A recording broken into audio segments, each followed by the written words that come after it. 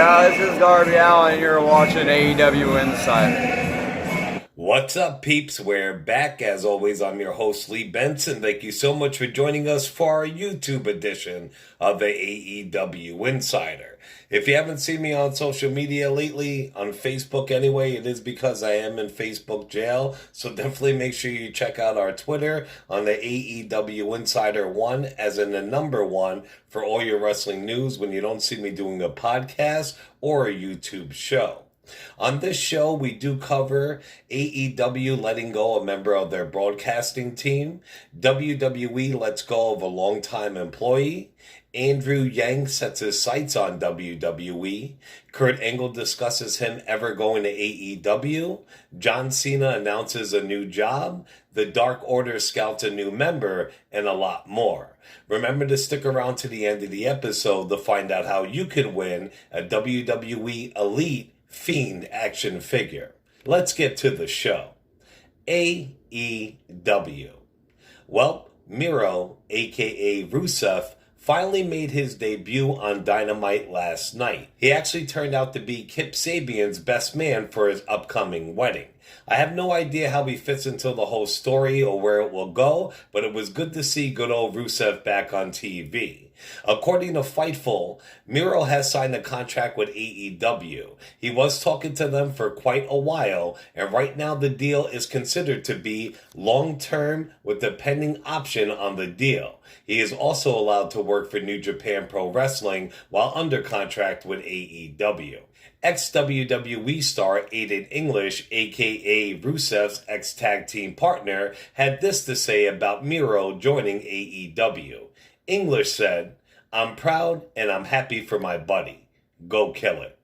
AEW has cut ties with a member of their broadcasting team. It was Jennifer Decker. They used her quite a lot at first, but she has really not been seen in the last few months. If you ask me, I think the firing was just to make some room for Jon Moxley's wife, Renee Young, when her 90-day WWE clause is done and over with.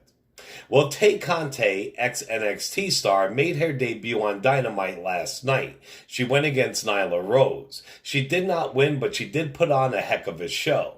She was licking her wounds backstage when Evil Uno and Stu Grayson of the Dark Order offered her a spot in their group. I love how the Dark Order is building their stable of men and female members. Her AEW women's tag partner Anna Jay is already in the group, so Conti would be a perfect fit. On to WWE. Well, the WWE stalker is back. Well, in writing, that is. Armando Montalvo is still locked up. He wrote a 7-page letter to WWE. He apologized for everything he's done against WWE, and he made it clear that his intentions were never to hurt the business. He also said that all he ever wanted to do was make superstars laugh because they entertained him for years. He also spoke about his frustrations in life, and so many of his peers have passed him by. Montalvo is in jail for violating an order of protection on several occasions. This was put in place following several occasions of him going onto the WWE Performance Center property and streaming his actions on Facebook Live. If you ask me, the guy is very dangerous and he needs to stay locked up. If not, he really is going to hurt a WWE staff member if he gets a chance. Politician Andrew Yang has his sights set on WWE. He is also not happy that WWE considers talent independent contractors, but yet forbids them from using third-party outlets. While doing an interview with Chris Van Vliet today, Yang had this to say: "Will I forget about this? Hell no. Vince and the gang, they thrive because the mainstream press won't do anything because it's wrestling. The wrestlers don't say a damn thing because they know it will come down on them like a ton of bricks. So let's keep exploiting people, make our millions, and we will get away with it for decades and decades. The bill is coming due, and I'm going to be that person that does it, or the person who is there when it's done, and it's going to give me great pleasure." He said he thinks it's crap that WWE makes billions, but yet they say they have to let people go. They make billions and lose millions on such things as the XFL, yet treat their talent like shit. Vince better hope he does not get in that position and give him the power to do something. If he does not, he said he will talk to the people in charge of labor in that area and have something done. He feels that WWE talent should get maternity leave. They should also get recovery time, more vacation time, what have you. This might be what the talent has been waiting for. Years ago, Jesse Ventura also tried to make a union for wrestlers, and that went nowhere. People have tried after also with no result. Hopefully change comes soon for the talent that is working there. Wrestling Inc. reported that AJ Styles talked to his fans on his Twitch stream about WWE's new rules and what it means for him. Styles said, "From the contracts that I have and the information I have received, WWE wants us to interact with our fans, and that includes streaming. They want you to have a YouTube channel. There are things they want you to do to interact with the fans. The information we got was a little vague at first, but we're going to get it together and talk about what needs to happen." There were some things going on that we couldn't do, Styles revealed. We really knew times have changed and things have happened.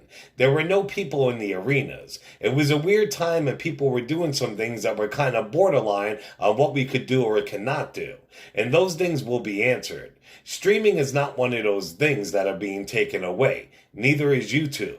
I'm sure there will be changes to other areas because WWE wants us to stream live and interact with our fans. Now, before the letter from Vince McMahon, Mark Carrano told WWE talent on a call that they actually own their real names while they're under contract with their promotion, as well as their ring names. AJ Styles went on to say that he actually owns the name and given permission to WWE to use that name as long as he's working for the company. He said, "Let me just let you guys know that I own my name. That's how I've been able to use it no matter where I've been. I've given permission for WWE to use it as long as I'm with them. Therefore, it's their property as long as I'm under contract. As I said before, WWE wants us to interact with you, the fans. So as far as I know, I can continue using my name for the stream, but it doesn't matter to me. I could be whatever. I could be Alan Jones, Style Clash, whatever. It's not that big of a deal." Well, WWE has used the Facetune program. They changed Nia Jax's face in a recent picture. Fans noticed and actually attacked Nia for using Photoshop, but it was the WWE that did it. Jax said, "I get the Facetune is a thing now, but I'm not a big fan. I wear enough makeup and I have great hair installed to pick up where I lack in looks. Facetune is a bit much. Yes, in my untouched pic, you could see a big zit on my chin. I'm like, whatever. I have asked WWE to please replace my obviously Facetune pic with the untouched version. I'm not happy with the message it sends." Well, WWE is doing another round of firing. We all know they had a huge mass firing and furlough layoff a few months back, and today it started again. The first one let go was a long-time, and I mean long-time WWE employee, and he's also a very good friend of Vince McMahon. It is none other than Gerald Briscoe. He has been furloughed since April, and today he got the call that his services are no longer needed.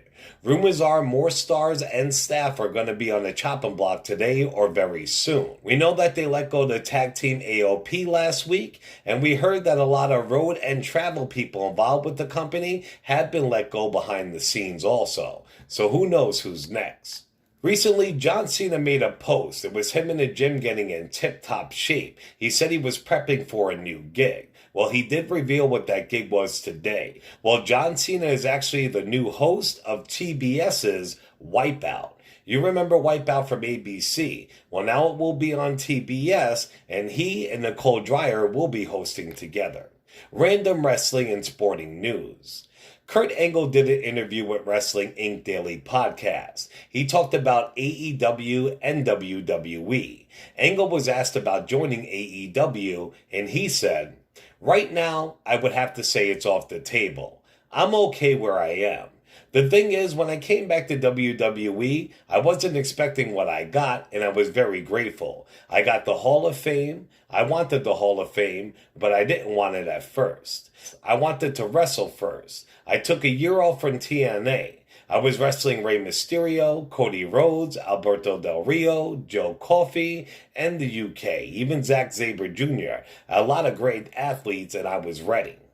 When I was inducted into the Hall of Fame that night, Vince McMahon told me I was going to be their general manager. I was like, oh man, I wanted to wrestle. Now they're going to have me inactive, and I was in an active mode. I probably only wrestled 3 matches the next year and a half. So being inactive and not bumping in a ring and really not training, my body got arthritic. And by the time I was wrestling for Vince for WWE, I looked like an old man.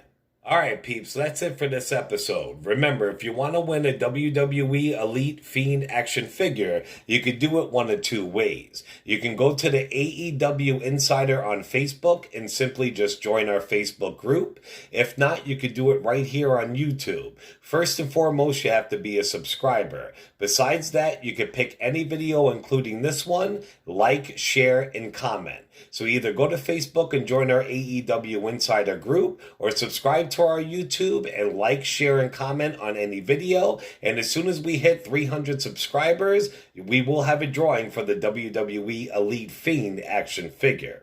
Remember to show us some love on all major podcasting platforms, also on Facebook and YouTube under the AEW Insider, and on Twitter under the AEW Insider 1, as in the number 1. As always, I'm your host, Lee Benson. Thank you so much for joining us for the AEW Insider. Ciao, peeps.